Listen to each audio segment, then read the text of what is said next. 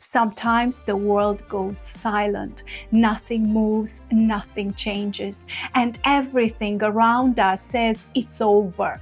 But even then, something begins. It's small, quiet, invisible to the eye, but unstoppable. It's called hope. And when we choose to hold on to it, even when we can't see the end, we create history.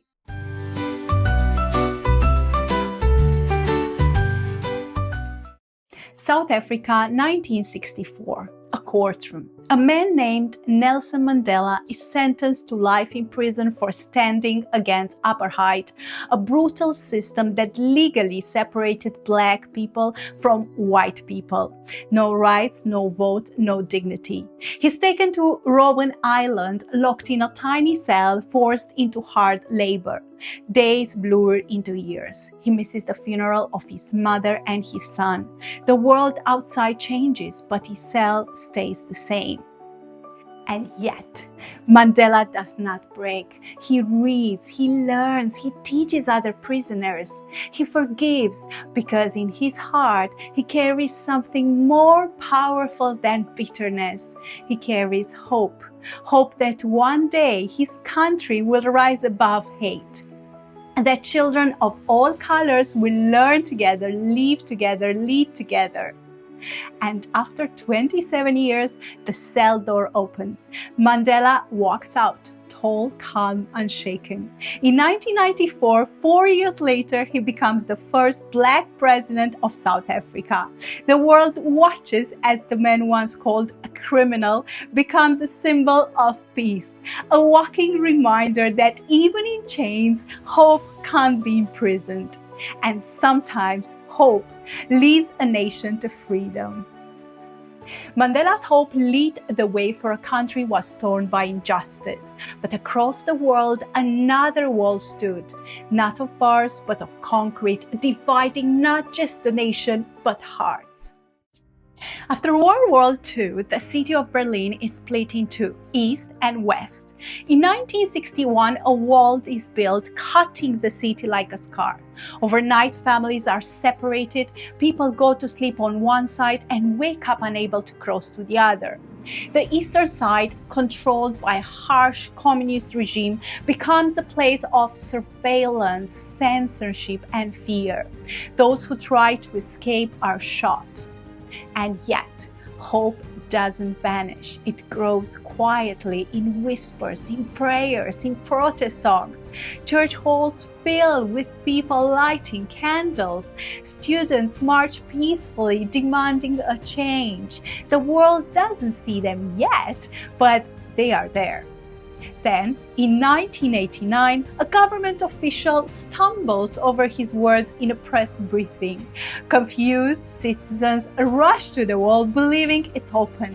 The guards, tired, uncertain, lower their guns, and suddenly history breaks wide open. People climb the wall, hammer it down, hug across the divide. Strangers cry in each other's arms. The wall that stood for oppression falls brick by brick because people believed it could. Hope, once silence, became louder than the regime. And in the heart of a divided city, unity was born. Hope brought down stone and steel, but sometimes it has to push through the rock, deep below the surface. Let's go now to a place where there was no sky at all, just darkness, and yet they still believed. In August 2010, a mine in the northern Chile collapses, tripping 33 miners nearly 700 meters underground. No light, no food, no way out. For 70 days, they survive on tiny rations, 2 spoonfuls of tuna, a biscuit, and a sip of milk per day. The world above fears the worst. But deep below the earth, those men do something extraordinary. They organize, they pray, they sing, they support each other because they decide together that they will not die there. They will hope. And then a miracle. A drill reaches them. A small note comes up written in red marker. Estamos bien en el refugio los 33. We are well in the shelter, the 33 of us. The world erupts in joy. Over the next weeks, engineers work day and night. Families camp outside the mine, refusing to leave. People across the globe send letters, supplies, and prayers. On October 13, 69 days later, the first miner is pulled out alive, then the second, then the third, until the last man emerges, waving to the sky. All 33 are rescued. All 33 survived. Hope lived underground, and it brought every one of them back to light. From prison bars to broken walls to the deepest darkness, hope never stopped moving. And now it moves in you. Because these stories aren't just history, they are proof of what lives in all of us. Hope is not a feeling, it's a decision, a fierce, quiet act of rebellion against despair. When the world says, "You're done," hope says, "Not yet." Mandela could have chosen hate, but he chose hope and helped a country heal. The people of Berlin could have surrendered to silence, but they chose hope and tore down walls. 33 men buried beneath a mountain could have closed their eyes forever, but they chose hope and they rose again.